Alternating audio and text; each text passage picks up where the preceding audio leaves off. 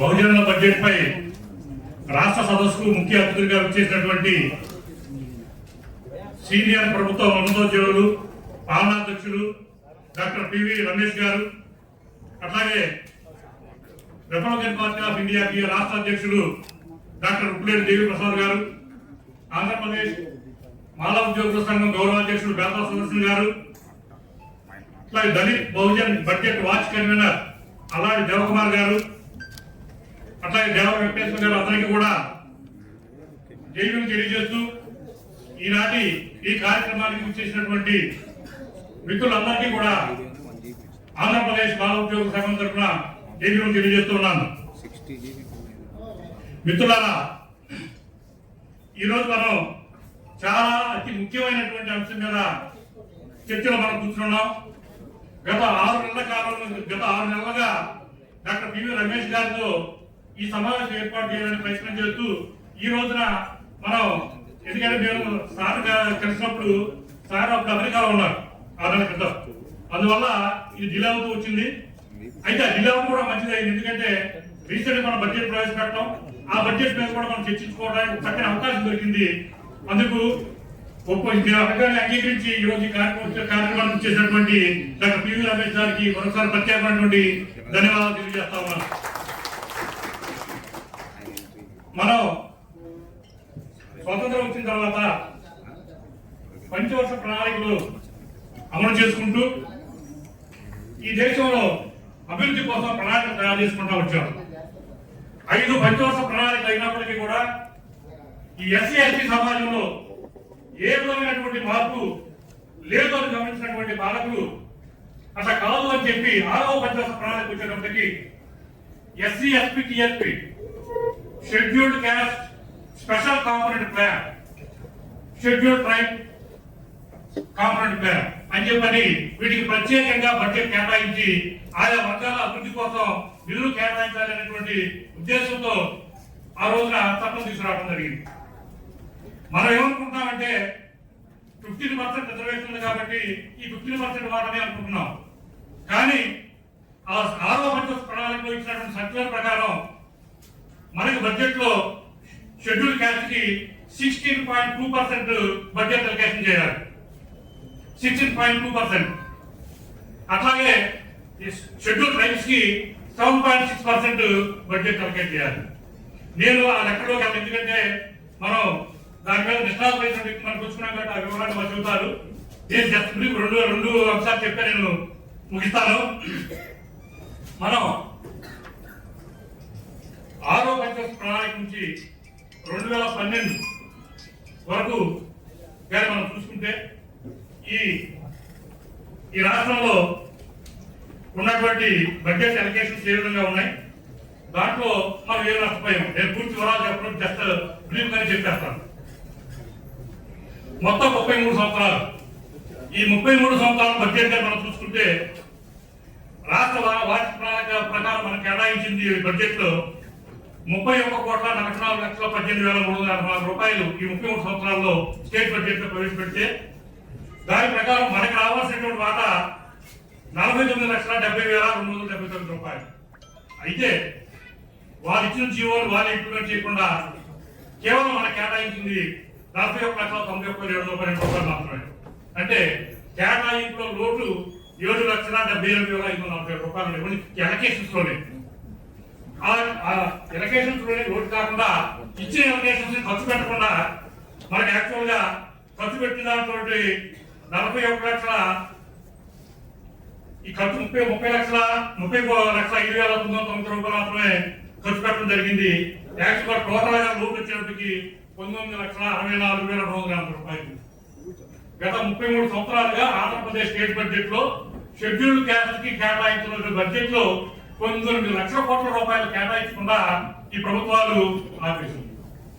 మీరు ఒకసారి 2011 జనాభా లెక్కల ప్రకారం ఈ స్టేట్ లో షెడ్యూల్డ్ క్యాస్ట్ ప్రజానీకం చూసుకుంటే మనం 80 సుమారు 80 లక్షలు ఉన్నాం. కుటుంబాలు వచ్చేటప్పటికి మొత్తం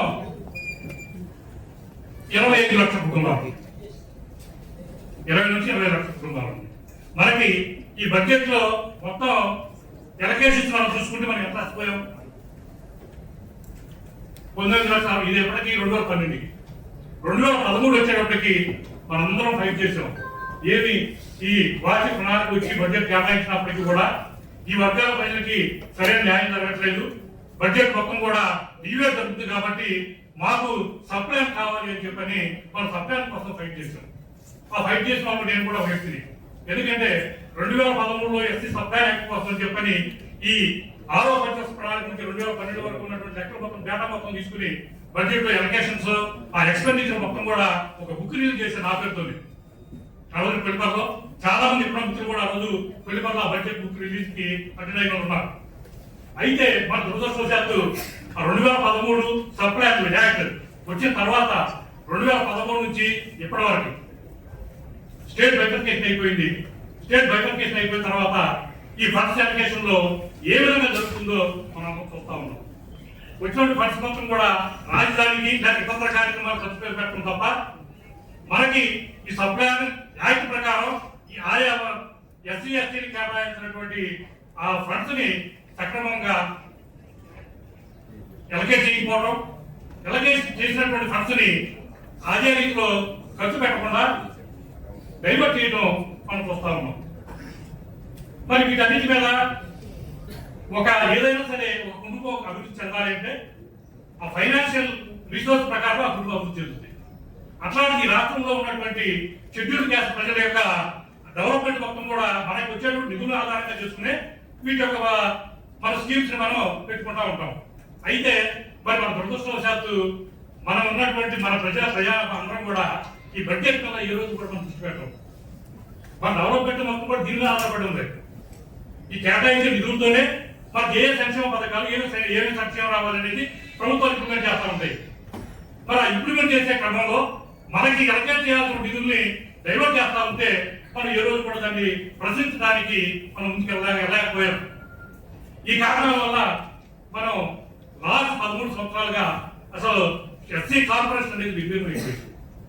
ఆ కార్పొరేషన్ వ్యక్తిగత రుణాలు లేవు, నిరుద్యోగ యువతకి ఏ విధమైనటువంటి అవకాశాలు లేవు. ఎవరన్నా ఒకరోజు స్పాన్స్ గారికి ఇన్వెస్టిస్ పెడదామని ముందుకు వద్దామన్నా కానీ వాళ్ళకి ఏ విధమైనటువంటి ప్రోత్సాహాలు లేవు. మరి ఇట్లాంటి పరిస్థితుల్లో మనం దీని మీద చాలా సుదీర్ఘంగా మనకు రావాల్సినటువంటి నిధులకు సంబంధించినటువంటి అంశం మీద మనలో ఉన్నటువంటి ఉన్నతాధికారుల గురించి దీనిలో డిబేట్ జరగాలనేటువంటి ఉద్దేశంతోనే ఈ రోజు మనం ఈ యొక్క సెమినార్ ఏర్పాటు చేసుకోవడం జరిగింది. ఒక బడ్జెట్లే కాకుండా మిత్రులారా ఒకసారి మనం ఆలోచిస్తే సహజంగా ఈ రాష్ట్రంలో ఉన్నటువంటి సహజ వనరులు కానీ మనం చూస్తున్నట్లయితే రాయలసీమలో కడప అనంతపురం తీసుకుంటే అక్కడ విపరీతమైనటువంటి బుక్కులు ఈ ఐరన్ కోర్ ఉంది. కొన్ని వేల కోట్ల రూపాయల ఐరన్ కోర్ మొత్తం కూడా అక్కడ ఉన్నటువంటి రెడ్లు దోచేసుకుంటా ఉన్నారు. అక్కడ నుంచి మనం ప్రకాశం జిల్లాలో వస్తే విలువైనటువంటి గ్రానైట్, లక్షల కోట్ల గ్రానైట్, అది మొత్తం కూడా అక్కడ ఉన్నటువంటి ఆ ప్రభుత్వంలో ఉన్నటువంటి రెడ్లు దోచేసుకుంటా ఉన్నారు. గుంటూరు జిల్లా ప్రధానికి వచ్చేటప్పటికి విలువైనటువంటి సున్నప్రాయం, ఇది సహజ రూపంలో వచ్చినటువంటి వీటిని సొంత ఆస్తులాగా ఆ ప్రభుత్వంలో ఉన్నటువంటి కమ్మారెడ్డి భూస్వాములు దోచేసుకుంటా ఉంటే వాటిలో మన వాటా ఎక్కడ, మనం ఎక్కడున్నాం? దయచేసి ఆలోచించి నందిగారు మన కృష్ణా గోదావరి బేసిన్లోకి వెళ్తే భారతదేశం మొత్తానికి 100 సంవత్సరాలు సరిపోయినటువంటి సహజ గ్యాస్ నిల్వలు ఉన్నాయి అక్కడ.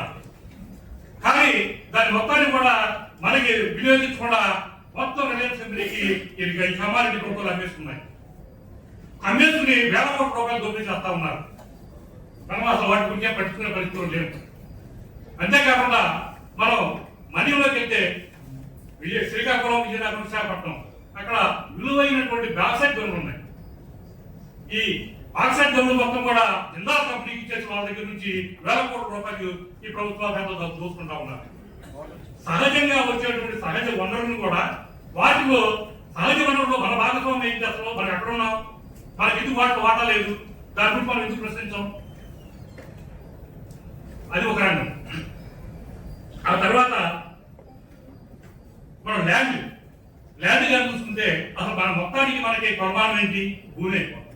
మన భూమి లేకపోవడం వల్లే ఈ విధంగా పరాణజీవులుగా ఎందుకు పనికిరానటువంటి భూమికి వెలుపల దూరంగా అధ్వానంగా నిలిపేటువంటి పరిస్థితులు మనకు ఉన్నాయి. ఒకసారి మనం ఆ భూమి పరిస్థితి కానీ మనం తీసుకుంటే ఉమ్మడి రాష్ట్రంలో 6,86,122 ఎకరాల భూమి ఈ రాష్ట్రంలో ఉంది. దాంట్లో మొత్తం పంట భూమి తీసుకున్నట్లయితే 2,88,96,572 ఎకరాలు. దాంట్లో అటవీ భూమి 1,54,98,62 ఎకరాలు. దీంట్లో సాగుకు పనికిరానటువంటి బీడు భూమి 52,09,160 ఎకరాలు. వ్యవసాయేతర అవసరాలకు ఉపయోగిస్తున్నటువంటి భూమి 64,70,960 ఎకరాలు. వ్యవసాయ యోగ్యం కానీ బంజరు భూమి 17,51,620 ఎకరాలు. బీడు భూమి 41,97,150. ఇంత భూమి ఈ రాష్ట్రంలో ఉంటే ఆ భూమి మొత్తం వాళ్ళ సొంత వృత్తాధిపత్యంగా ఈ ప్రభుత్వాలు తీసుకుని ఆ భూమిని తనకు నచ్చినటువంటి కంపెనీని కార్పొరేట్ కంపెనీలు తీసుకొచ్చేసి ఇండస్ట్రీస్ ఇక్కడ పెడతామన్న ఉద్దేశంతో వేల ఎకరాలు ఒక్కొక్క ఎకరం 90 పైసలు 20 పైసలు 10 పైసలు ధారాదత్తం చేస్తూ వాళ్ళ దగ్గర కోట్ల రూపాయలు కొనబడతా ఉంటే మనం ఏం మాట్లాడతాం. మనకు భూమి లేదు.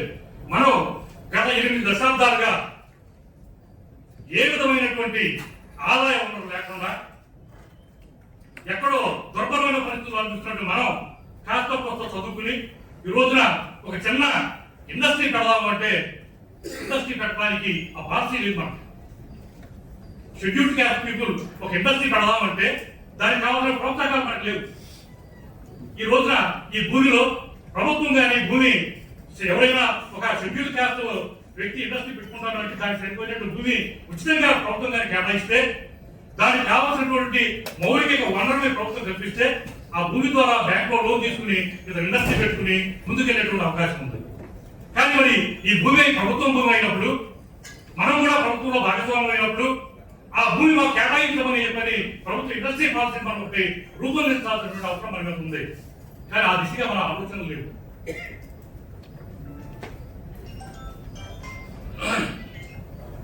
ఇంకా రకరకాలైనటువంటి పెట్రోల్ కారిడార్లు కానీ చాలా ఉన్నాయి. మరి వీటన్నిటి మీద కూడా మనం ఒక పాలసీని రూపొందించుకోవాలి.